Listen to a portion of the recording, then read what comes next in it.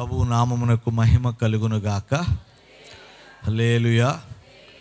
మహోన్నతుడు మహాగణుడైన యేసయ్య నామమున ఈరోజు సిలువ ధ్యాన కూడికల్లో మందిరములో విచ్చేసినటువంటి మీకు, ప్రభువుని ఆరాధిస్తున్నటువంటి దేవుని పిల్లలకు, లైవ్లో ఈ ప్రోగ్రాం వీక్షిస్తున్న వారికి యేసు ప్రభు నామమున నా హృదయపూర్వక వందనాలు, కృతజ్ఞతలు తెలియజేస్తున్నాను. దేవుని సన్నిధానములో, ఆయన యొక్క సముఖములో మనందరం కూడా ఈ రీతిగా ప్రభువుని స్తుతించడం అంటే ఇది ప్రభు మనకిచ్చిన భాగ్యం, ప్రభు మనకిచ్చిన అవకాశం. ప్రభు సన్నిధికి రావాలని చాలామందికి ఉన్న అవకాశం లేని వారు చాలామంది ఉన్నారు. దేవుడు మనకు అవకాశాలు ఇచ్చాడు కనుక ప్రభు ఇచ్చిన అవకాశాన్ని సద్వినియోగపరచుకోవాలి.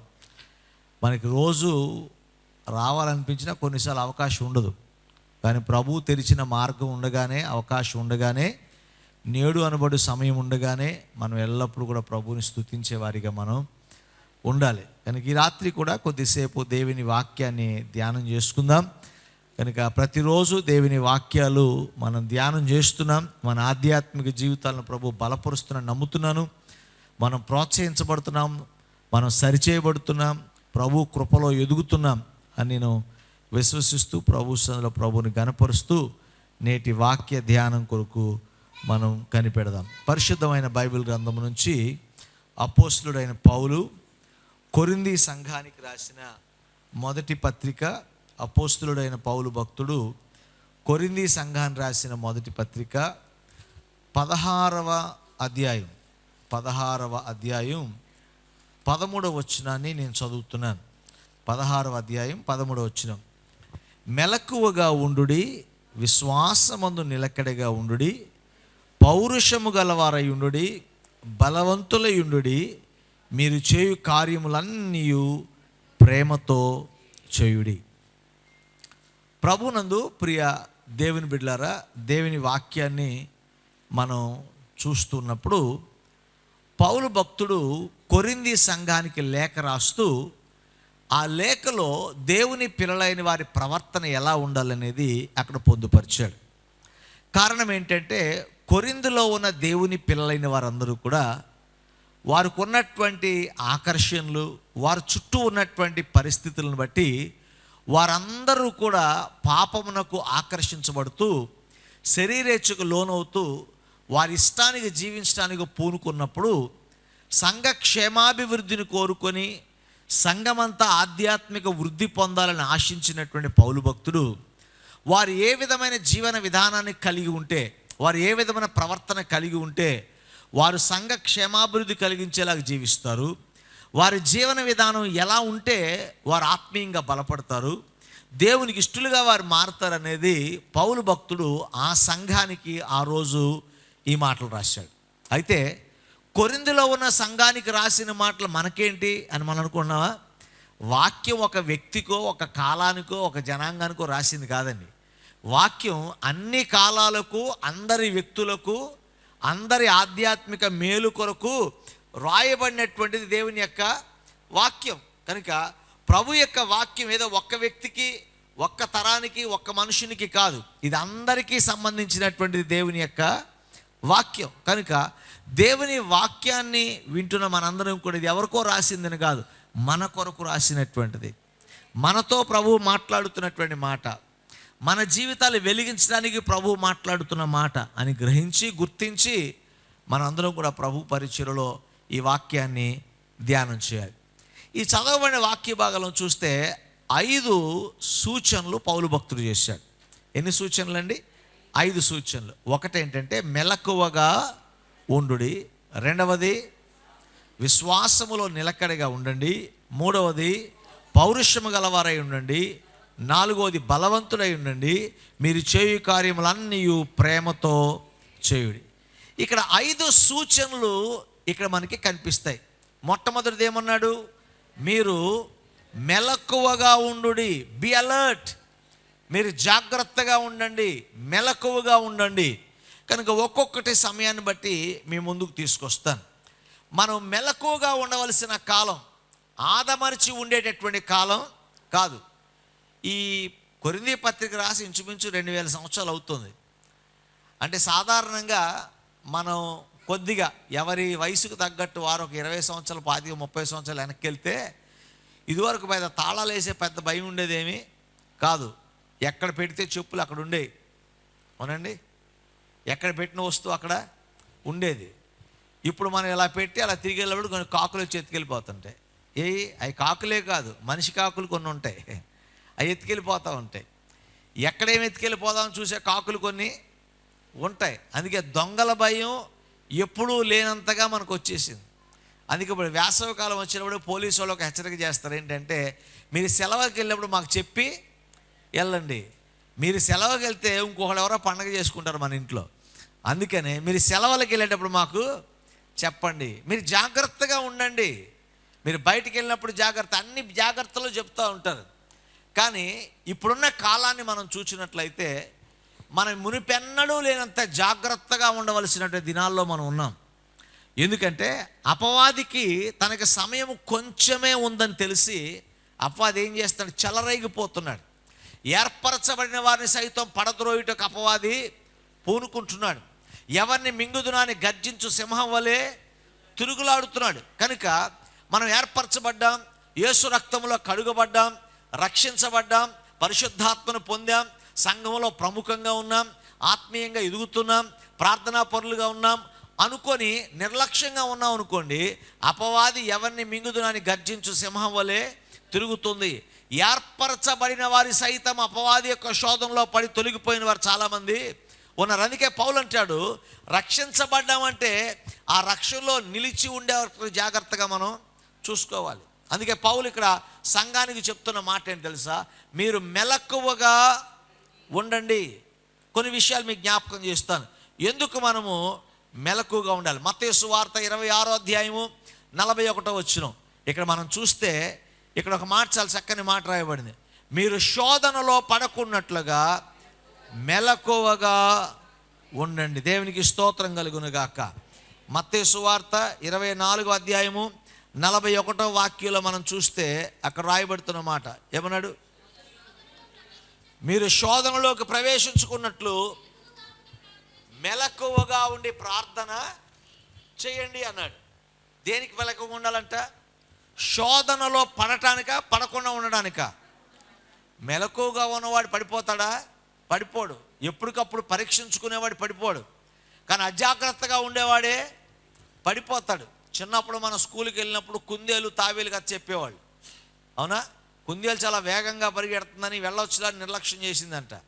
అది తాబేలు ముందెళ్ళి కూర్చుంది. అలాగే సాతాన్ దేవుందలే, తల లేదులే, తల చితికిపోయిందిలే అనుకుంటే దానికి తోక ఉంది. ఇంకా కొన్నిసార్లు తోకతో కొడితే ఎక్కువ దెబ్బ తగులుతుంది. మనం ఒకసారి ఆవులు రోడ్డు మీద కనబడుతుంటే అవి మనం కుమ్మేస్తే ఏమైనా భయం వేస్తుంది. కానీ పక్కన తోకతో ఒకటి కొట్టింది అనుకోండి, అదేమైనా హాయిగా ఉంటుంది అంటారా? అదేమైనా హాయిగా ఉంటుందా? ఏముండదండి, అది కూడా దెబ్బ తగులుతుంది.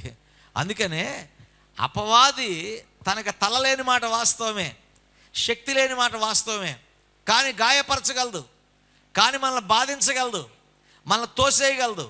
కనుక ఎప్పుడు తోసేయగలదు? మనం మెలకువగా లేనప్పుడు, అజాగ్రత్తగా ఉన్నప్పుడు, అన్నీ బాగానే ఉన్నాయిలే, అన్నీ దేవుడే చూసుకుంటాడులే అని నిర్లక్ష్యంగా, భక్తిలో విశ్వాసంలో నిర్లక్ష్యంగా ఉన్నప్పుడు అపవాది తనకున్న కొంచెము శక్తితోనే దేవుని బిడ్డలైన వారిని పాడు చేయాలని ప్రయత్నం చేస్తూ ఉంటుంది. అందుకనే మీరు శోధనలో పడకున్నట్లుగా మెలకువగా ఉండి ఏం చేయాలి? కొంతమంది మెలకుగానే ఉంటారు కానీ ప్రార్థన చేయరు. కానీ బైబిల్ ఏం చెప్తుంది? మెలకువగా ఉండాలి. మెలకువగా ఉన్నవాడు ఏం చేయాలి? ప్రార్థన చేయాలి కదా. కానీ చెయ్యాల్సింది చెయ్యం, కానీ అక్కర్లేని మాత్రం అడుగుతాం. యేసు ప్రభు ఈ ముగ్గురిని తీసుకెళ్ళాడు. అయ్యగారు బాబు ఒక్కళ్ళే ఏం వెళ్తాం, నాతో పాటు తోడుగా ఉంటారు అనుకున్నారు. వీళ్ళేమనుకోరంటే అక్కడ 5 రొట్లు 2 చిన్న చేపలు 5,000 మంది పంచాడు, ఈయన ఏం చేస్తాడు, ఈ కొండ మీద ఎన్ని పంచుతాడు అనుకొని పాపం యేసు నేను వచ్చేస్తాను ఎగబడి వెళ్ళిన తర్వాత యేసు ప్రభు అన్నాడు, నేను ఆ కొండ మీదకి వెళ్ళి ప్రార్థన చేస్తా, మీరు ఎక్కడుండి ప్రార్థన చేయండి, మీరు శోధనలో పడకున్నట్లుగా మెలకుగుండి ప్రార్థన చేయమన్నాడు. వాళ్ళు ఏం చేశారు? యేసు వెళ్ళగానే వీళ్ళు చక్కగా నిద్రపోయారు. కానీ నిద్రపోయిన వెంటనే ఆ నిద్రలో చాలా కార్యాలు జరిగిపోయినాయి. అక్కడ దేవుని యొక్క సన్నిధి, దేవుడు, పరలోకం, మాట్లాడుకునేటువంటి సందర్భం అక్కడ జరుగుతూ ఉంది. యేసు ప్రభు వేదన, యేసు ప్రభు తండ్రి ఆదరించిన ఆదరణ, ఇవన్నీ జరిగిపోతున్నాయి. అన్నీ అయిపోయిన తర్వాత యేసు ప్రభు నెమ్మదిగా కొండ దిగి కిందకు వచ్చి వాళ్ళ దగ్గరికి వచ్చి, నాయనా లెగండ్రా బాబు, మీరు ఒక్క గడియను మేలుకొని ఉండలే. లెక్కగానే చూడగానే యేసు ప్రభు ముఖం ప్రకాశిస్తుంది. ఆ ప్రాంతం అంతా ప్రకాశిస్తుంటే వెంటనే ఉందా, అయ్యా నీకు ఒక గుడి కట్టేస్తాం, ఏలియాకు గుడి కట్టేస్తాం. ఎవడరా చెప్పింది మిమ్మల్ని కట్టమని? నేను చెప్పానా? గుడి కడతాకు వచ్చాం. ఇక్కడికి దేనికి వచ్చాం? ప్రభు మహిమను చూడటానికి వచ్చాం. ప్రభు ఏం చెప్తాడో వినడానికి వచ్చాం. ఈరోజు మనం దేవుడు ఏం కోరుకున్నాడు తప్ప మిగతా అన్నీ చేయడానికి ఇష్టంగా ఉంటుంది. ఏంటి పాస్టర్ గారు, ఏంటి ప్రోగ్రామా, కానుక ఇచ్చేయమంటారా, 2 కట్టలు బియ్యం ఇచ్చేయమంటారా? కొంతమంది ఏదో ఒకటి ఇచ్చేసి చేతులు దులిపేసుకుందాం అనుకుంటారు. దేవుడు నువ్వు బియ్యం కట్టలేకపోతే ప్రోగ్రామ్ ఏమి ఆగిపోదు, నువ్వు డబ్బులు ఇవ్వకపోతే ఏమి సేవ ఏమి ఆగిపోదు. కానీ దేవుని సన్నిధిలో నువ్వు డబ్బులు ఇవ్వకపోయినా బాధపడ్డు, ఇచ్చినా ఉబ్బిపోడు. కానీ దేవుని సన్నిధిలో నువ్వు మెలకువగా ఉండి ప్రభు సన్నిధిలో కనిపెట్టగలిగితే అలాంటి వారిని బట్టి ప్రభు సంతోషించేవాడిగా ఉంటాడు. దేవునికి స్తోత్రం కలుగునుగాక. హల్లెలూయా. శోధనలు మనకు అన్ని చోట్ల వస్తున్నాయి. శోధనలు, కుటుంబంలో శోధనలు ఉన్నాయి, శరీర బలహీనతలు బట్టి వచ్చే శోధనలు ఉన్నాయి, ఆర్థిక సంబంధమైన శోధనలు వస్తున్నాయి, ఉద్యోగంలో శోధనలు వస్తున్నాయి, సంఘంలో శోధనలు వస్తున్నాయి, భక్తిలో నిలవకుండా శోధనలు వస్తున్నాయి. అన్ని చోట్ల శోధనలు ఉన్నాయి. కానీ ఈ శోధనలు అన్నిటిలోంచి అపవాది మనం మింగివేయకుండా ఉండాలంటే ఏం చేయాలి? మనము మెలకువగా ఉండాలి, జాగ్రత్తగా ఉండాలి. కానీ ఈరోజు మనకి ఆధ్యాత్మిక మేలుకొలుపు మనకి లేదండి. మన జీవితాల ఆ జాగ్రత్త లేకనే, ఆ మెలకువ లేకనే మన జీవితాల పతనం అయిపోతున్నాయి. కొన్ని విషయాలు మీకు జ్ఞాపకం చేస్తాను. బైబిల్ గ్రంథంలో మనం చూస్తే మెలకువగా లేదా జాగ్రత్తగా శ్రద్ధగా లేకుండా ఉన్నవారి జీవితాలు ఎలాగా పతనమయ్యే మీకు జ్ఞాపకం చేస్తాం. మొట్టమొదటిగా మనం చూసినట్లయితే ఆదాము అవ్వలు మన ఆది పితరులు. అవునండి, వాళ్ళకి చీకా చింత ఏముంది, ప్రాబ్లం ఏముంది చెప్పండి? ఏమన్నా ప్రాబ్లం? పొద్దున్న డ్యూటీకి వెళ్ళాలా, నైట్ డ్యూటీ, డే డ్యూటీ అని ఉన్నాయి వాళ్ళకి. పొలాలు కొట్టుకురావాలా, గ్యాస్ బండ్ కోసం లైన్లో నుంచోవాలా, బుక్ చేయాలా, ఏమన్నా ఉందా ప్రాబ్లం వాళ్ళకి? ఏ ప్రాబ్లం లేదు. పోనీ వంట వండుకోవాలా, లేదు అంట్లు తవ్వాలా, లేదు ఉద్యోగంకి వెళ్ళాలా, వ్యాపారం చేయాలా, ఏం చేయాలి? పిల్లల్ని చదివించాలా, స్కూల్కి పంపించాలా, ఫీజులు కట్టాలా, ఏ ప్రాబ్లం లేదు వాళ్ళకి. మీరు అనుకుంటున్నారు, అబ్బా ఊహిస్తే ఎంత బాగుంది ఆ జీవితం అనుకుంటున్నారు కదా. దేవుడు అలా ఉండమని మనల్ని చేశాడు. మనం వెళ్ళి లబ్బెబ్బే మాకు ఇది కుదరదని మనం కొని తెచ్చుకున్న ప్రాబ్లమ్స్ ఇవన్నీ తప్ప దేవుడు మనల్ని కష్టపెట్టాలని ఎప్పుడు దేవుడు మనల్ని అనుకోలే. దేవుడు మనకు కావలసిన అన్నీ ఇచ్చాడు. తినడానికి తిండి ఇచ్చాడు, ఉండడానికి నివాసం ఇచ్చాడు, ఆయన సాన్నిహిత్యం ఇచ్చాడు, సంతోషం ఇచ్చాడు, అన్నిటికీ మించి ఆనందంతో పరవశించేటటువంటి అవకాశాన్ని ఇచ్చాడు, అన్నిటి మీద ఏలుబడి చేసే అధికారాన్ని ఇచ్చాడు, అన్నీ ఇచ్చాడు ప్రభు మనకి. ఏ చీకు ఏ చింత లేదు. ఏమైందంటారు? నిర్లక్ష్యం. ఇంకొచ్చా అన్నమాట. సరే మనకు కూడా అంటే ఉద్యోగం ఉంది, వ్యాపారం ఉంది, జేబు నిండా డబ్బులు ఉన్నాయి, ఇంటి నిండా మనుషులు ఉన్నారు. కనుక మనకేంటంటే మెలకువ లేదు. ఎవరు చూస్తారు? వాళ్ళు చూసుకుంటారు. ఎవరు చూసుకోరు ఆఖరికే. అవునండి, చాలాసార్లు ఇంట్లో 4 ఆడవాళ్ళు ఉన్నారనుకోండి, పొయ్యి మీద పాలు పెట్టిన తర్వాత వీళ్ళు కడతారని వాళ్ళు కడతారని వీళ్ళు, మొత్తం అన్నీ కలిపి బిల్లు మాత్రం భర్త కడతాడు తప్ప పాలు మాత్రం డేక్ష తాగుతుంది. అవునండి.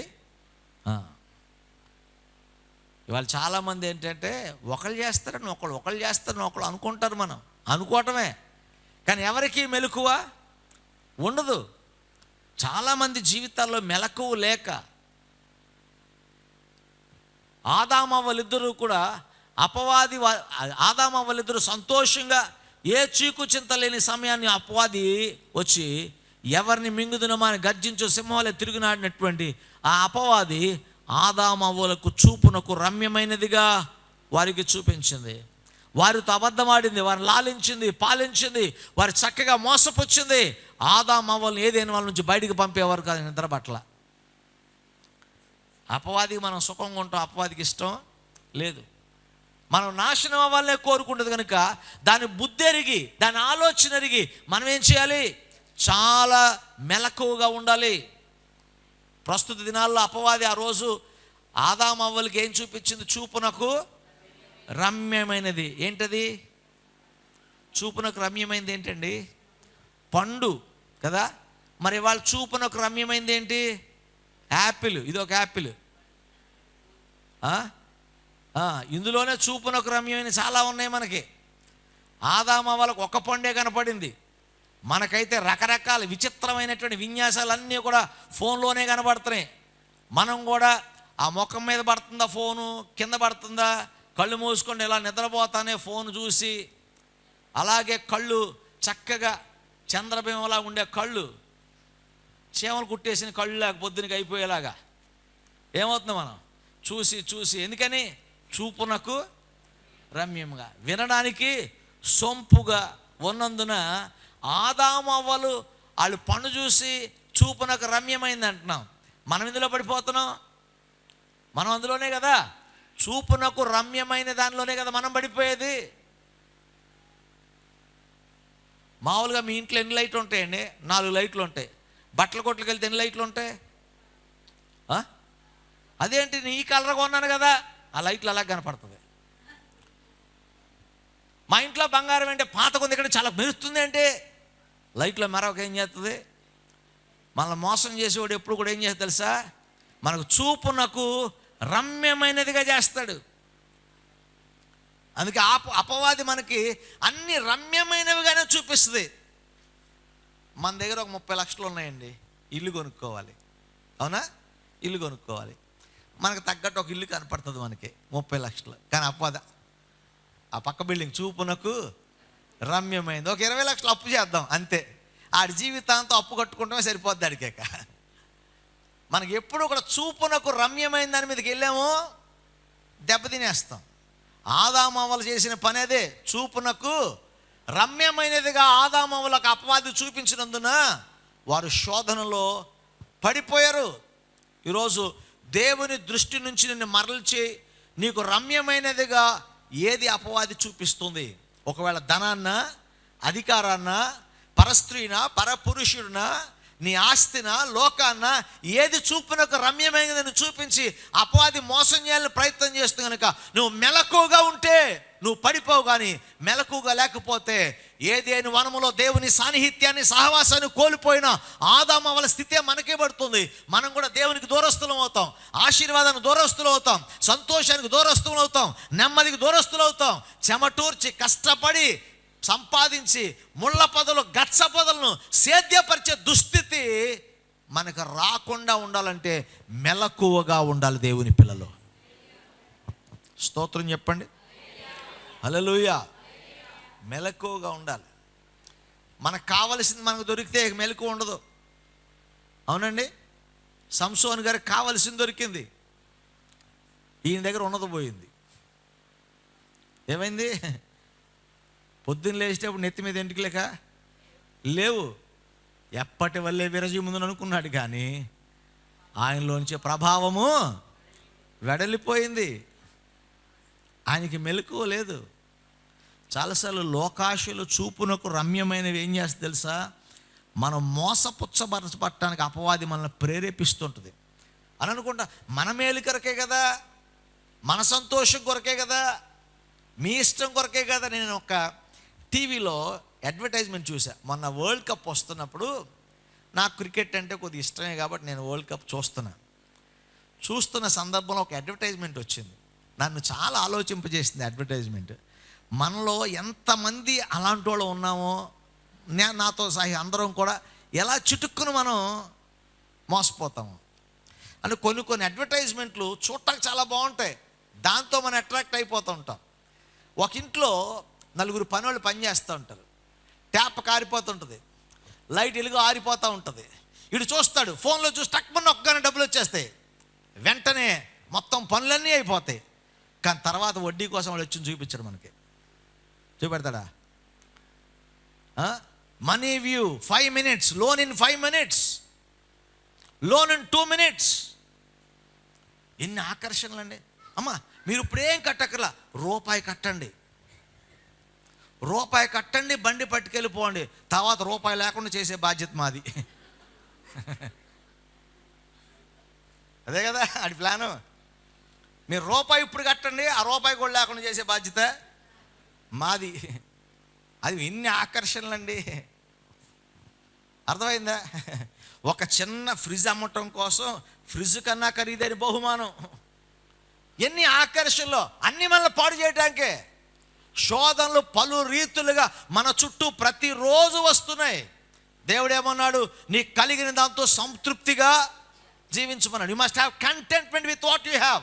దేవుడు నీకు ఏది కావాలో అది ఇచ్చాడు, ఏది అవసరమో నీకు ఇచ్చాడు. కానీ మన అవసరానికి మించి మనం ఆశలు కొట్టి వెళుతాం వల్ల లోకం శోధిస్తున్న శోధనలకు లోనైన వారముగా మనం శాపంలో పడిపోతున్నాం, బాధల్లో పడిపోతున్నాం, శ్రమల్లో పడిపోతున్నాం, లేవలేని అగాధంలో కూరుకుపోతున్నాం.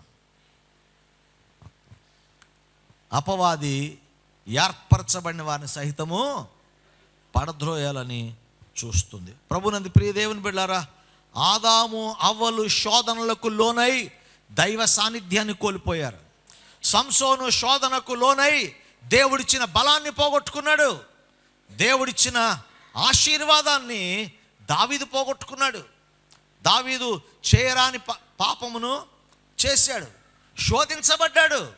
కానీ దావీదు శోధనకు లోనవటానికి గల కారణం ఎవరండి? కారణం ఎవరండి? ఈ మధ్యన ఒక క్లాస్ చెప్తుంటే అడిగా, కారణం ఎవరంటే బెత్షెబా అన్నాడు. ఒకడు బెత్షెబా కాదు, నువ్వు వెళ్ళావు అక్కడికి, అంతే. బెత్షెబా అక్కడికి రాలా, నువ్వు వెళ్ళావు. కొన్నిసార్లు వాళ్ళ వల్ల అండి, చూడండి, మన పిల్లలు ఏదైనా పాడేయారనుకోండి, అబ్బబ్బా వీడి చుట్టూ సైతాన్లేనండి, వీడి చుట్టూ స్నేహితులు దొంగోడు, అసలు వీడు దొంగోడని చెప్పరు. ఆ పిల్లల మీద ఆడి వల్ల పాడైపోయాడు, వాళ్ళ వల్ల పాడైపోయారు, వాళ్ళ వల్ల పాడైపోయని చెప్తాను తప్ప మన పిల్లలు మనం జాగ్రత్తగా చూసుకోలేదని చెప్పం మనం. అమ్మ వాళ్ళు మంచోళ్ళు కాదండి, అల్లు ఖాళీ చేసేలా ప్రార్థన చేయండి, ఇల్లు వెళ్ళిపోయేలా ప్రార్థన చేయండి అంటారు తప్ప మన బుద్ధి సరి చేసుకునే అవకాశం మనకి ఉందని తెలుసు కూడా అవకాశం సరి చేసుకోం. కనుక బెత్షెబా కాదు పాపం చేయమని అడిగింది, దావీదే. అతను ఉండకూడని చోటన, ఉండకూడని సమయాన్న యుద్ధం జరుగుతుంటే రాజు అంతఃపురంలో ఆ యొక్క వరండాలో తిరగాల్సిన అవసరం ఏమొచ్చింది దావీదికి? పోను వచ్చింది, చూశాడు. చూసిన వెంటనే నేను దేవుని బిడ్డను అభిషేకించబడిన వాడిని, పాపమునకు దూరంగా వేసేవాళ్ళు పారిపోలేదు, కానీ శోధించబడి చూపునకు రమ్యమైనదిగా కనిపించినటువంటి దావీదు ఆమెతో వ్యభిచార పాపం చేశాడు. వెంటనే తన భర్తని ఉరియాను చంపించాడు. ఎన్ని ఘోరమైన పనులు దావీదు చేశాడు. ప్రభునందు ప్రియ దేవుని బిడ్డలారా, ఈరోజు శోధనలకు లోనైతే మనం శోధించడానికి అపవాది మన చుట్టూ వలలు విసురుతుంది, ఉచ్చులు బిగుస్తుంది. కనుక మనం శోధనలో పడకున్నట్లుగా ఏం చేయాలి? మెలకువగా ఉండి మనం ప్రార్థన చేయాలండి. దేవునికి స్తోత్రం కలుగును గాక. దావీదు ఏం కోల్పోయాడు? 51వ కీర్తన చదివారా మీరు ఎప్పుడన్నా? 51 కీర్తనలు ఏముంది? అయ్యా నా రక్షణ ఆనందం మరలా నాకు అంటే దావీదు కోల్పోయింది ఏంటి? ఆనందం, రక్షణ. దావీదు కోల్పోయింది ఏంటి? అయ్యా నా జీవితంలో పరిశుద్ధాత్మ నా నుంచి దూరం అంటే ఆత్మాభిషేకాన్ని కోల్పోయాడు. విజయాలు ఉన్నాయి, దావీదు రాజే, కానీ ఏ రాజు? సంతోషం లేని రాజు. ఏ రాజు? అభిషేకాన్ని కోల్పోయిన రాజు. ఏ రాజు? మానసిక వేదన పడుతున్న రాజు, పాపపు మచ్చలు కనబడుతున్నటువంటి రాజుగా దావీదు మిగిలిపోయాడు. అందుకే చాలా జాగ్రత్తగా మనం దేవుని సన్నిధిలో ఉండాలి. మీరు శోధనలో పడకున్నట్లుగా మెలకువగా ఉండి ప్రార్థన చేయాలి. ఈరోజు దేవుని వాక్యం వినే ప్రియ దేవుని బిడ్డలారా, దావీదు సంతోషాన్ని కోల్పోయాడు. మనం మెలకువగా ఉండకపోతే, శోధనలో పడిపోతే దైవిక సాన్నిధ్యాన్ని కోల్పోతాం. శోధనలో పడిపోతే సంతోషాన్ని కోల్పోతాం. శోధనలో పడిపోతే బలాన్ని కోల్పోతాం. అలాగే మనము శోధనలో పడిపోతే మన యొక్క దర్శనాన్ని కోల్పోతాం. ఏంటండి? దర్శనం కోల్పోతాం. మా పిల్లల్ని ఒక్క దగ్గర అందరి కొద్ది కంట్రోల్ ఉంచాలి. అది ఓకే. ఇక్కడ మనం చూసినట్లయితే ఇక్కడ ఆకాను అనే ఒక వ్యక్తి కనపడతాడు. యెహోషువ గ్రంథం 7వ అధ్యాయంలో. ఎవరండి? ఆకాను అనే ఒక వ్యక్తి కనిపిస్తాడు కదా. ఆకాను ఏం చేశాడు? ఏ దర్శనం తెల్లాడు? హాయి పట్టణాన్ని జయించాలని వెళ్ళాడు, హాయి పట్టణాన్ని ఓడించాలని వెళ్ళాడు, హాయి పట్టణాన్ని పట్టుకోవాలని వెళ్ళాడు. కానీ బంగారుపు కమ్మెను షినారు వస్త్రాన్ని చూచిన వెంటనే ఏం చేశాడండి? ఏం చేశాడు? శోధనకు గురయ్యాడు. యుద్ధంలో గొప్ప కార్యాలు చేయాల్సిన వాడు, ఒక దర్శనంతో వెళ్ళిన వాడు ఏం చూచాడు? తన చూపునకు ఏం కనపడింది? రమ్యమైనదిగా బంగారం కనపడింది. అవునా? 2 నెలల క్రితం వరకు అందరూ అనుకుంది ఏంటంటే, ఓ 2 కేజీలు వెండి కొనుక్కొని పడేస్తే పోలా అనుకున్నాం. నేను కూడా శోధించబడ్డా, కానీ శోధనలో పడిపోలా. దేవునికి స్తోత్రం. కొన్నోళ్ళందరూ వెండి కాదు, ఎండి. ఒక్కసారి 60,000 70,000 తగ్గిపోతే ఏం చేయాలో తెలియనటువంటి పరిస్థితి. అంటే అవి ఎప్పుడు విలువుండే ఉంటాయిలేండి, దాని గురించి నేను ప్రస్తావన కాదు. కానీ మనకు ఇప్పుడున్నటువంటి జనరేషన్లో, ఇప్పుడున్న తరాల్లో కనుక ఒక్క 10,000 ఉంటే ఏమనుకుంటే తెలుసా? ఓ తులం బంగారం కొనుక్కుంటే చాలు. బంగారం ఉంటే, బంగారం అంటే ఎంత ఆకర్షణో. ఎవరో మొన్న ఒక రీసెర్చ్లో చెప్తున్నారు, ఇండియాలో రిజర్వ్ బ్యాంకులో ఉండే బంగారం కన్నా స్త్రీల మెడలో ఉన్న బంగారం ఎక్కువ ఉంటుందట. ఇది మన ఇండియాలో మాత్రమే అన్నాడు. కాసు 5 లక్షలైనా కొంటారట. ఎందుకంటే అది లేకపోతే మనకు ముద్ద దిగదు. ఎందుకంటే ఆశీర్వాదం అంటే మన బంగారమే. అవునా? చాలామంది అలా అంటూ ఉన్నారు. ఆకాను గారు కూడా అదే కోవకు చెందినవాడేమో. అలా చెందినవాడు కాకపోయినా చాలాసార్లు మనలాగే వినుంటారు కదా, బంగారం విలువైంది. ఒక్కసారే అపవాదానికి ఏం చూపించింది? రింగు చూపించలా. రింగు అంత బలహీనుడేం కాదు, ఆకాను అంత బలహీనుడు కాదు. అందుకనే చిన్నగా చూపిస్తే మనం ఏం పెద్దగా కదలమండి. మనం ఎవరన్నా వచ్చామా, నీకు 1,00,000 రూపాయలు ఇస్తాను, నువ్వు దేవుణ్ణి కాదు నీ పని చేస్తాను, ఎవరు చేస్తారా? ఎవరు చేయరు. మనం ఏషావంతి బలహీనం కాదు మనం అందరం కదా. 1,00,000 రూపాయలు లొంగుతామా? లొంగం. 10 లక్షలు తీసుకో, అద్దరు కుదరదండి, మా పాస్టర్ గారు ఒప్పుకోరండి. ఈ 15 లక్షలు తీసుకో, అమ్మమ్మ కుదరదండి, 20 లక్షలు, సర్లేండి రేపు రండి. అందుకే సాతాను ఒక్కసారి ఆడితే వేలం పాట ఏం పెట్టలా. ఒక్కసారి బంగారు ఉంగరం చూపించలా, బంగారు గాజు చూపించలా, కడియం చూపించలా, కమ్మి చూపించింది. కమ్మిలని ఏమంటారు? ఇల్లు కట్టుకునేటప్పుడు పెంకుటిల్లు కట్టినప్పుడు కమ్మిలు అంటారు కదా. ఇంత లావున ఇంత బారు ఉంటుంది. అంటే ఆయనకి ఏం చూపించింది సాతాను? బంగారపు కమ్మే. ఇక అనుకున్నాడు, ఇక హాయిపట్నం ఉంది, ఏముంది, బంగారపు కమ్మ వచ్చేసింది అనుకున్నాడు. ఓరి పిచ్చిన ఆయన, అసలు హాయిపట్నమే నీకు వస్తే బంగారం కమ్మి నీది అవదా? సాతాను ఎంత తెలివిగలదో చూడండి. అవునా? ఏలూరు పట్నం నీకు రాసిచ్చేస్తానంటే చందనా బ్రదర్స్లో 2 చీరలు దొంగతనం చేస్తావా? అసలు పట్నమే నీకు ఇచ్చేస్తే, కొట్టే నీదైతే అందులో 2 చీరలు దొంగతనం చేయటువంటి దౌర్భాగ్యం. కాకపోతే హాయిపట్నమే తీసుకొస్తానని చెప్పినోడివి, హాయిపట్నంలో చిన్న బంగారపు కమ్మిని ఒక పట్టు చీర కోసం కక్కుర్తిపడ్డావు. ఏమనాలి ఆఖరిని? సైతాన్ ఎంత తెలివిగలదో చూడండి. అందుకనే మనం శోధనలో పడకున్నట్లుగా,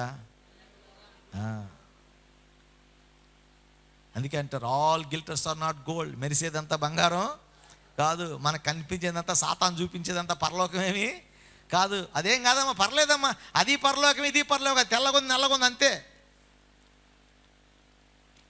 చాలాసార్లు మనం అపవాది మోసపుచ్చుతుంది, మనం మోసంలో పడిపోతున్నాం. అందుకే దేవుని వాక్యం చెప్తుంది, పౌలు అంటున్నామా, మోసపోవద్దు. అపవాది ఆది నుంచి వాడు మోసం చేసేవాడే. వాడు అబద్ధములకు జనకుడు. వాడు నిజమేమి చెప్పడు, అబద్ధాలే నిజం. ఆ చెప్పినవన్నీ కూడా అబద్ధాలే కానీ నిజంలాగా ఉంటాయి. అవునండి?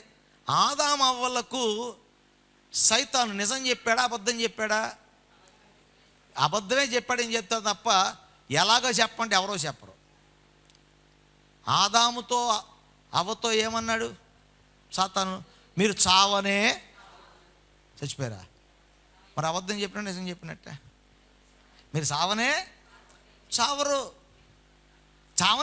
మీరు అసలు. ఇక అంది, మీకు జ్ఞానం కలుగుతుంది, కలిగింది లేదా? మీ కళ్ళు తెరవబడినే లేదా? అపవాది చెప్పిందని నిజంలాగే ఉంది, కానీ ఏది నిజం కాదు. అదే అపవాది యొక్క మాయ. అన్నీ నిజం చెప్పినట్టుగానే ఉంటుంది. అవునండి? అన్నీ నిజం చెప్పినట్టుగానే ఉంటుంది. అందరూ కొంతమంది ఆ మాట్లాడుతుంటే బాబాయ్ నోటి మీదే పప్పలు ఉండేస్తారు వాళ్ళంతా. అసలు ఎంత మంచోళ్ళ కనపడతారో. కానీ అసలు లూసిఫర్ ఆళ్ళల్లో ఉంటాడు. అలాగే మనం ఆళ్ళ మాటలే వింటాం మనం. అవునండి? తన్నే వాళ్ళకే దేవత వరం ఇస్తానో సామెత ఉంది. అలా మనం ఎవరు మోసం చేస్తారో చూసి చూసి మరో తలకాయ ఇచ్చి తన్నమ్మ అంటాం మనం. అది మన యొక్క స్టైల్. అది ఆకాను దర్శనంతో వెళ్ళాడండి, దేశాన్ని జయించడానికి వెళ్ళాడు, పట్టణాన్ని జయించడానికి వెళ్ళాడు ఆకాను. కానీ అపవాది ఎంతగా మోసం చేసింది తెలుసా? అందుకే అన్నాడు, సులువుగా చిక్కులు పెట్టు. పెద్దగా కాదండి, చిన్న చిన్నవే. ఏం పర్లేదు, మీరు చిన్నదే, రండి తినండి, మాతో రండి. అబ్బే అరగంట సినిమాయే, అరగంట సీరియలే, రండి ఇక్కడికే. సాతాను నిన్ను తొందరగా మోసం చేస్తుంది. మనం ఏం చేస్తున్నాం? అంతకన్నా తొందరగా పడిపోతున్నాం. మనకు తొందర ఎక్కువ కదా. నేను ఈ పొద్దున ఒక పాస్టర్ గారు నాకు ఒక క్లిప్ పంపించారు ఇంగ్లాండ్ నుంచి. నాకు చాలా చక్కగా అనిపించింది ఆ మాట. యేసు ప్రభు ఎక్కడ పరిగెత్తలేదట బైబిల్లో. పరిగెత్తాడా? యేసు సముద్ర తీరం నడిచాడు, ఏదైనా వనంలో నడిచాడు. యేసు ఎక్కడా పరిగెత్తలేదంట.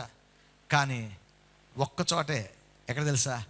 తప్పిపోయిన పాపి దగ్గరికి మాత్రం ఆయన పరిగెత్తుకుంటూ వచ్చాడట. దేవునికి స్తోత్రం కలుగునుగా. He always walked, but only one time he ran is towards the sinner that is coming to him. ఆయన దగ్గరికి వచ్చేటటువంటి వ్యక్తి కొరకు మాత్రమే ప్రభు చేతులు చాపి, కుమారుడా నా యొద్దకు రా అని, అతను రాకముందే మెడ మీద పడి కౌగులించుకుని ముద్దు పెట్టుకున్నవాడు మన ప్రభు అయినటువంటి యేసుక్రీస్తు. కానీ మనం కూడా అంతే. సైతాన్ రాకముందు పరిగెట్టేస్తాం. అమ్మ రా, నీకోసం వెయిట్ చేస్తాను నేను, నిన్నటి నుంచి చూస్తాను, వాళ్ళ ఇంటికి వెళ్ళావు, మా ఇంటికి రాలేదు, నువ్వు ఎప్పుడు వస్తావు అని చూస్తా ఉన్నా. మనందరికీ కూడా ఇవే ఈ సోషల్ మీడియా పుణ్యం అని చెప్పి మనకు అన్ని పుణ్యం కాదు, దరిద్రం అని చెప్పి అన్ని వింత అన్నీ మనకు కనపడతా ఉంటాయి. మనకి శోధనలో పడకున్నట్లుగా మెలకువగా ఉండండి. సాతాను శోధిస్తుంది, శోధనలో పడవేసి మన భ్రష్టత్వంలోనికి పడేస్తుంది. పట్టణాన్ని కాపాడవలసిన వాడు, పట్టణాన్ని జయించవలసిన వాడు తనతో ఉన్న వారి ప్రాణాలు కోల్పోయేలాగా చేసింది అపవాది. అతనికి ఓడిపోయిన వ్యక్తిగా చిత్రీకరించింది, చరిత్రలో ఒక ఓటమి చెందిన వ్యక్తిగా చిత్రీకరించింది. ఒక యోధుడు, విశ్వాసంలో నిలకడగా ఉన్నవాడు, తన సేవకుడి కోసం ప్రాణం ఇవ్వటానికి సిద్ధపడినవాడు, దేవుణ్ణి ప్రేమించినవాడు ఆకాను. ఇప్పుడు సాతాను శోధనకు లోనై, అయ్యో ఆకాను శోధించబడినవాడు, శోధనకు లోనైన వాడని ప్రపంచం మాట్లాడుకునేలాగా చేసింది. ఇప్పుడు సాతాను హ్యాపీ కదా. కానీ దేవుడు, అయ్యా నీకు నేనే దర్శనం ఇచ్చాను, ఏ దర్శనంతో పంపించాను, నేను ఇంతకాలం ఎంత పెంచాను కానీ నా దర్శనాన్ని కాదన్నావు, నా ఉద్దేశాన్ని పక్కన పెట్టావు, చిన్న పాపానికి పడిపోయావు. అయినా ప్రభువు మాత్రం మనల్ని దూషించలా. దేవుడు దావీదును అంతగా పడిపోయినా కానీ మరలా పట్టుకున్నాడు, లేవనెత్తాడు, తన రాజ్యాన్ని 1000 తరాలకు స్థిరపరిచాడు దేవుడు. ఈ రాత్రి అదే దేవుడు మనం ఆరాధిస్తున్నాం. నీ జీవితం ఎన్ని శోధనలో పడిపోతున్నాయి. రాత్రి ప్రభువా నేను శోధనలో పడకున్నట్లుగా నాకు సహాయం చేయమని ప్రభువుని అడిగితే ఆయన దక్షిణ హస్తమును చాపి నేను పట్టుకొని లేవనెత్తి మరలా ఆయన కుమారుడిగా కుమార్తెగా ప్రభు తీర్చిదిద్దాడు. ఆమేన్, హల్లెలూయా, హల్లెలూయా. ప్రియ దేవుని మరొక 2 మాటలు చెప్పి నేను ముగిస్తాను. నేను యాక్చువల్ 4 చెప్పేద్దాం అనుకున్నా కానీ సమయం సరిపోదు. మరుసట మిగతా 3 మనం చూద్దాం. నా 3వదిగా మనం చూసినట్లయితే ఇక్కడ గెహజీ సమర్పణ గలవాడు. ఎవరండి? సేవ కొరకు సిద్ధపడినవాడు, అద్భుతాలు చేయటం కొరకు ఆశించినవాడు, దేవుని యొక్క శక్తి తనలో ప్రసరించి తన ద్వారా దేవుని శక్తి ప్రపంచం చూడాలని ఆశించినవాడు. ఏలియా దగ్గర ఎలీషా 14 అద్భుతాలు చేస్తే గెహాజీ 28 అద్భుతాలు చేయటం కొరకు సిద్ధపడి వచ్చినవాడు. ఆయన గమ్యం ఏంటి? ఇప్పుడు ఆయన గమ్యం ఏంటండి? చెప్పాలి. ఆయన గమ్యం ఏంటి? కుష్ఠరోగం కాదు. ఆయన గమ్యం ఏంటి తెలుసా? ఎలీషా ఎక్కడ ఆపేశాడో అక్కడ నేను మొదలు పెట్టాలి. ఎలీషా ఎన్ని చేశాడో దానికి 2 అంతలు నేను చేయాలి. నా ద్వారా ప్రభు మహింపరచబడాలి, నా ద్వారా దేవుని రాజ్యం కట్టబడాలి, నా ద్వారా ప్రభు కార్యాలు ప్రపంచం చూడాలి, నేను దేవుని శక్తిని పొందుకోవాలి, ప్రభు ప్రతినిధిగా మారాలి, ఒక ప్రవక్తగా ఉండాలి, దేవుని సేవకుడిగా నేను గుర్తించబడాలనే ఒక గమ్యంతో గురితో బయలుదేరాడు. కానీ అపవాది దారిలోనే పిలిచింది, గెహాజీ దానా ఎడికెళ్తున్నావు నువ్వు ఏలియా దగ్గర ఉంటే దుప్పటే వస్తుంది ఎలీషాకు వచ్చినట్టు, అంతకుమించి ఏమీ రాదు. ఆయన ఎన్ని సంవత్సరాలు వాడాడో, నువ్వెన్ని సంవత్సరాలు వాడావో, నీ దగ్గరికి వచ్చినప్పుడు ఎన్ని మొక్కలు అవుద్దో. వద్దొద్దు, నువ్వు ఒక్కసారే ప్రపంచం అంతా ప్రాచుర్యం పొందేలాగా చేస్తానని గెహాజీని పిలిచి నయమాను తెచ్చిన డబ్బునంతటిని చూపిస్తే గెహాజీ తన యొక్క గమ్యాన్ని మర్చిపోయాడు. శోధించబడిన గెహాజీ డబ్బుకు బానిసయ్యాడు, తన గమ్యాన్నే మార్చేసుకున్నాడు. A complete change of his direction. చూడండి, ఎటువైపు వెళ్తున్న మనిషి ఎటువైపు తిప్పేసిందని సైతాను. శోధనలో మన గమ్యాన్ని మార్చేస్తాయి. దేవుడు పరలోకం కొరకు దేవుడు మనల్ని సృజించాడు, ఆయనతో ఉండటం కోసం దేవుడు మనల్ని సృజించాడు. నువ్వు సాతాను శోధనలకు లోనైతే గెహాజీ ఒక్క రోజులో ధనం వైపుకు తిరిగి గమ్యాన్ని పోగొట్టుకున్నట్లుగా నీ జీవితం కూడా పరలోక గమ్యం నుంచి నరకమనే గమ్యంలోకి వెళ్ళిపోద్ది. అందుకనే దేవుని పిల్లలారా, పౌలు భక్తుడు చెప్తున్నాడు కొరింథీ సంఘానికి, మెలకువగా ఉండండి, జాగ్రత్తగా ఉండండి. భక్తి చేసేవారిలో నిర్లక్ష్యం పనికిరాదు. భక్తి చేసేవారిలో మనం ఉదాసీనంగా ఉంటాం, పని చేయదండి. దేవుని పిల్లలమైన మనం ఎప్పుడు కూడా జాగ్రత్తగా ఉండాలి, మెలకువగా ఉండాలి. మీరు శోధనలో పడకున్నట్లుగా మెలకువగా ఉండి ప్రార్థన చేయండి. చేస్తున్నామా ప్రార్థన? మెలకుగా ఉన్నామా? అపవాది మన దగ్గర నుంచి ఏమేమి తీసుకెళ్ళిపోతుంది అర్థమవుతుందా? మీకు అర్థమవుతుందా? ఈరోజు ఎందుకు సంతోషం లేదు? సంతోషం ఎవరు తీసుకెళ్ళిపోయారు? మీ ఆనందాన్ని ఎవరు తీసుకెళ్ళిపోయారు? మీ అధికారాన్ని ఎవరు తీసుకెళ్ళిపోయారు? మీ అభిషేకాన్ని ఎవరు తీసుకెళ్ళిపోయారు? మునుపున్న ఆసక్తిని ఎవరు తీసుకెళ్ళిపోయారు? మునుపున్నటువంటి శ్రద్ధను ఎవరు తీసుకెళ్ళిపోయారు? మునుపున్న ఆధిక్యతలు ఎలా పోగొట్టుకున్నావు? నీ మహిమేది? నీవు పొందుకున్న కృపలేవి? నీ తలాంతులేవి? ఎక్కడో మోసపోయాం, ఎక్కడో మోసానికి గురయ్యాం, ఎక్కడో శోధనలో పడిపోయాం. ఈ చూపున ఒక రమ్యమైన ఏదో మనలను, మన గమ్యాన్ని మార్చేసింది. ఆ శోధన ఏదో మనల్ని దేవుని దృష్టికి దూరం చేసేసింది మనల్ని. కానీ ఈ రాత్రి సిలువ మీద వేలాడుతూ ప్రభు చెప్తున్న మాట, అమ్మా మోసపోవద్దు. మీరు శోధనలో పడకుండా మెలకుగా ఉండి నా పాదాల దగ్గర మీరు ఉంటే, అపవాది ఎన్ని రీతిలుగా శోధించినా నా సన్నిధి మీకు తోడుగా ఉంటుంది. అపవాది తలను నేను చెతకొట్టాను, మిగిలిన తోకను మీరు చెతకొట్టమని ప్రభు చెప్తున్నాడు. కనుక మెలకుగా ఉన్నవారు సాతాన్ని సమూలంగా నాశనం చేస్తారు, మెలకు లేని వారు సాతాను చేతిలో నాశనం అయిపోతారు. మనం నాశనం కాకున్నట్లుగా మెలకుగా ఉండి ప్రార్థన చేయాలి. మనం అర్థమైందా? కనుక పౌలు భక్తుడు కొరింథీ సంఘానికి చెప్తున్నాడు, మీరు మెలకువగా ఉండి ప్రార్థన, మీరు జాగ్రత్త, మెలకువగా ఉండండి. ఎందుకంటే మనం అశ్రద్ధగా ఉండే రోజులు కాదు. దేవుని పిల్లలారా, దేవుడు మనల్ని ప్రేమించాడు, తన కృపలో జ్ఞాపకం చేసుకున్నాడు. మన శోధనలో పడటం దేవునికి ఇష్టమైన పని కాదు. కనుక మన శోధనలో పడకున్నట్లుగా మెలకువగా ఉండి మనం ప్రార్థన చేసేవారిగా మనం ఉండాలి. దేవునికి మహిమ కలుగునుగాక. దేవుని సన్నిధిలో చిన్న ప్రార్థన చేద్దామా? ప్రభు సహాయం కోరదామా? ప్రభువా, నా జీవితంలో నాయన మెలకువను నేర్పించయ్యా, శోధనలో పడిపోకున్నట్లుగా నాకు సహాయం చేయండి అయ్యా. నేను లోకం నన్ను ఏది ఆకర్షిస్తుందో ఆకర్షణలో పడిపోకుండా నన్ను కాపాడు నాయన అని ప్రభు సన్నిధిలో విజ్ఞాపన చేయగలిగితే, ప్రార్థించిన దావీదుని దేవుడు విడిచిపెట్టలే. ఈరోజు నువ్వు అలా ప్రార్థన చేస్తే, ఒకవేళ నువ్వు శోధనలో పడి నీ అధికారాన్ని, నీ అభిషేకాన్ని, నీ తలాంతులను, నీ కృపను కోల్పోయేవేమో, కలవరపడొద్దు. మనం బ్రతికి ఉన్నామంటే ప్రభు ఇంకొక అవకాశం దేవుడు మనకి ఇచ్చినట్టే. ఈ రాత్రి ప్రభు పాదాల దగ్గరికి వచ్చేసయ్యా, నేను పడిపోయానయ్యా, నేను శోధనలో పడిపోకుండా కాపాడయ్యా, శోధన ద్వారా నేను కోల్పోయిన ఆశీర్వాదాన్ని మరలా నాకు దయచేయను ఆయన, నా రక్షణ ఆనందాన్ని దయచేయ ప్రభువా, నా అభిషేకాన్ని దయచేయను ఆయన, నా బలాన్ని దయచేయ ప్రభువా. అపవాది నన్ను మోసపుచ్చి ఏదైతే కోల్పోయి చేసిందో వాటన్నిటిని తిరిగి సంపాదించుకునే శక్తి యేసు శక్తిగల నామంలో దయచేయమని వేడుకుంటున్నాం ప్రభువా. హల్లెలూయా, హల్లెలూయా, హల్లెలూయా, హల్లెలూయా, హల్లెలూయా. అందరూ బిగ్గరగా దేవుని స్తుతించాలి, స్వరాలు పైకెత్తాలి, దేవుని మహిమపరచాలి. ప్రభువా నీకు స్తోత్రాలయ్యా, నేను శోధనలో పడకున్నట్లుగా చేయను ఆయన. అనేక ఆకర్షణల చుట్టూ ఉన్నాయి ప్రభువా, అనేక పాపపు ఆకర్షణల చుట్టూ ఉన్నాయి నాయన, అనేక పాపపు ఆకర్షణలను వేధిస్తూ ఉన్నాయి తండ్రి. దేవా, నేను శోధనలో పడిపోయిన ఆకాని వలె ఉండకూడదయ్యా. శోధనలో పడిపోయిన ఆదామవ్వల వలె ఉండకూడదయ్యా. శోధనలో పడిపోయినటువంటి సంసోను వలె కాదు నాయన. శోధనను జయించిన అబ్రహాము వలె ఉండటానికి సహాయం చేయండి. శోధనను జయించిన యోసేపు వలె ఉండటానికి సహాయం చేయండి. శోధనను జయించిన దానియేలు వలె ఉండటానికి సహాయం చేయండి ఆయన. శోధనను జయించిన వాడు జీవకిరీటాన్ని పొందుతాడు. శోధన జయించిన వాడు నీ యొక్క మహిమ స్థానంలో కూర్చుంటాడు. శోధన జయించిన వాడు నీ మహిమను ధరించిన వాడిగా, అనేకులకి నీ మహిమను చూపించేవాడిగా ఉంటాడు నాయన. శోధన జయించే కృప ఇవ్వండి తండ్రి. శోధన జయించే కృప ఇవ్వు నాయన. హల్లెలూయా. ప్రభువా, మేము శోధనలో పడకున్నట్లుగా మాకు మెలకువను దయచేయండి. మెలకువగా ఉండి ప్రార్థించే కృప దయచేయమని ప్రభువుని అడగండి. ప్రభు సహాయం చేస్తాడు. ప్రేమగల తండ్రి, పరిశుద్ధుడు అయిన దేవా, నీకు వందనాలు చెల్లిస్తున్నాను.